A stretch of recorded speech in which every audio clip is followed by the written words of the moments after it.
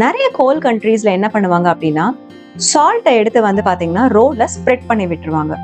ஏன் இப்படி பண்றாங்க?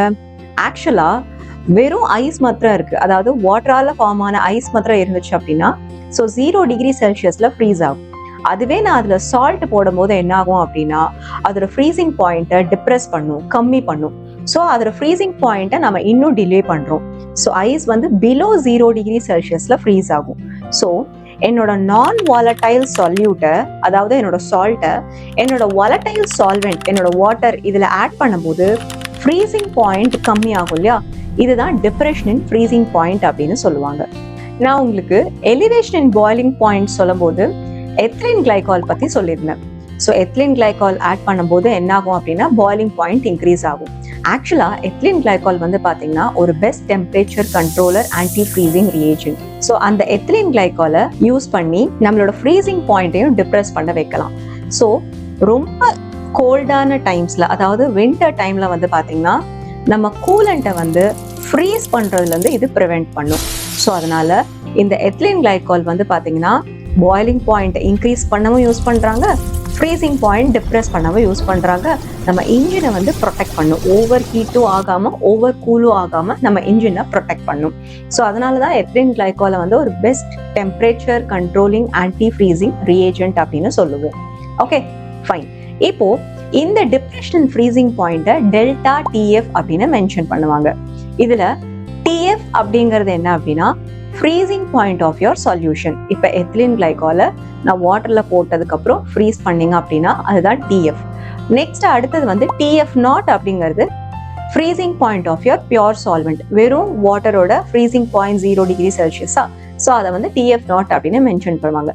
இந்த ரெண்டு பேராமீட்டர் டிஎஃப் டிஎஃப் டாட், இவங்க ரெண்டு பேருக்குள்ள இருக்கக்கூடிய இந்த டிஃபரன்ஸ் தான் delta DF, depression in freezing point. Elevation in boiling பாயிண்ட்ல சொன்ன மாதிரி டிப்ரெஷன் இன் ஃப்ரீசிங் பாயிண்ட்டும் வந்து பாத்தீங்கன்னா நம்பர் ஆஃப் சால்யூட் பார்ட்டிகல்ஸை டிபெண்ட் பண்ணி இருக்கும். ஸோ அதனால delta DF is directly proportional to molality. So இந்த ப்ரப்போர்ஷனாலிட்டியை ரிமூவ் பண்றதுக்காக ஒரு கான்ஸ்டன்ட் கொண்டு வரும், அது கேஎஃப். ஸோ இந்த கேஎஃப் அப்படிங்கிறது வந்து என்னன்னா freezing point depression constant, molar depression constant, இல்லைன்னா கிரையோஸ்கோபிக் கான்ஸ்டன்ட் மென்ஷன் பண்ணுவாங்க. So delta DF is equal to KF into molality. So as usual மொலாலிட்டினா நம்ம என்ன எழுதிக்கலாம்னா given mass by molar mass into 1000 by given mass of the solvent. So அப்போ formula வந்து delta DF is equal to KF into given mass by molar mass into 1000 divided by given mass of the solvent. Okay, இப்போ நம்ம problem போலாம். So 45 grams of ethylene glycol is mixed with 600 grams of water. See, எது வந்து mass கம்மியா இருக்கோ அது உங்களோட solute. So ethylene கிளைகாலை வாட்டர்ல மிக்ஸ் பண்றாங்க. உங்களை வந்து ஃப்ரீசிங் பாயிண்ட் டிப்ரெஷன்னா டெல்டா டிஎஃப் கேட்டிருக்காங்க. Freezing point of the solution அப்படின்னா உங்களை வந்து பாத்தீங்கன்னா டிஎஃப் கேட்டிருக்காங்க. ஸோ ஃபர்ஸ்ட் வந்து நம்ம டெல்டா டிஎஃப் என்ன அப்படிங்கறத கண்டுபிடிச்சிக்கலாம். Delta DF is equal to KF into molality. So KF ஆக்சுவலாக மென்ஷன் பண்ணிடுவாங்க. வாட்டரோட கேஎஃப் வந்து பார்த்தீங்க அப்படின்னா 1.86 கெல்வின் கிலோகிராம் பர் மோல். ஓகேவா? ஸோ அப்போ 1.86 இன்டூ மொலாலிட்டியில் given mass of ethylene glycol 45, molar mass நீங்கள் இதுலேருந்து கால்குலேட் பண்ணிக்கலாம். 2 கார்பன் இருக்கு, ஒரு கார்பனோட அட்டாமிக் மாஸ் 12, 2 கார்பனுக்கு 24, 6 ஹைட்ரஜன் 6, ஒரு ஆக்சிஜனுக்கு வந்து பார்த்தீங்கன்னா 16, 2 ஆக்சிஜனுக்கு 32, 2 1.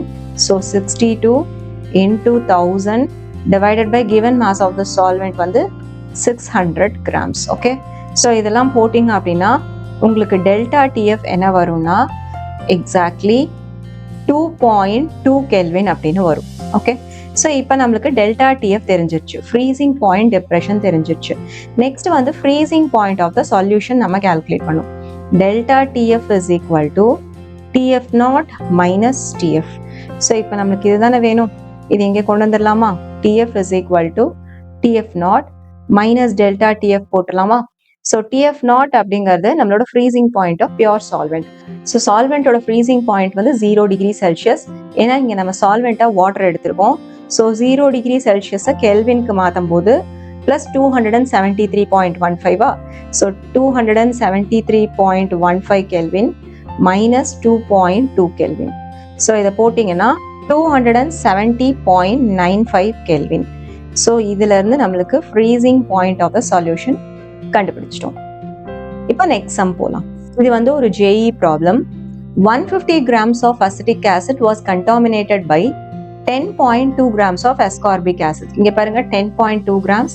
ஸோ மாஸ்ல கம்மியா இருக்கு. இது உங்களோட solute, இது உங்களோட solvent. ஓகே,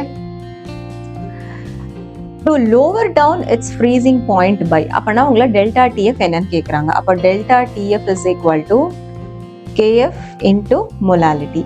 So KF நம்மளுக்கு 3.9 into given mass of the solute 10.2 grams.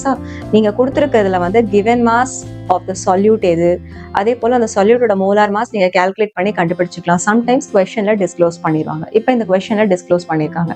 இதே ascorbic acid ஃபார்முலா கொடுத்து பாருங்க, மோலார் மாஸ் பண்ணிருக்காங்களா 176 into 1000 by solvent மாஸ் வந்து 150 grams.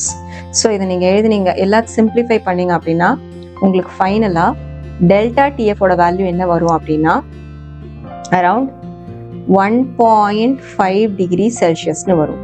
ஸோ இப்போ நம்ம என்ன பண்றோம்னா, இது வந்து ஒரு இன்டீஜர் பேஸ்டு கொஸ்டின் அப்படிங்கிறதுனால நியரஸ்ட் இன்டீஜர்னு கொடுத்துருக்காங்க. நீங்க நல்லா நோட் பண்ணீங்கன்னா x into 10 to the power minus 1. So இப்போ இது இங்க தள்ளிடலாமா, இப்போ 15 into 10 to the power minus 1னா நம்மளுக்கு நியரஸ்ட் இன்டீஜரோட வேல்யூ வந்து 15.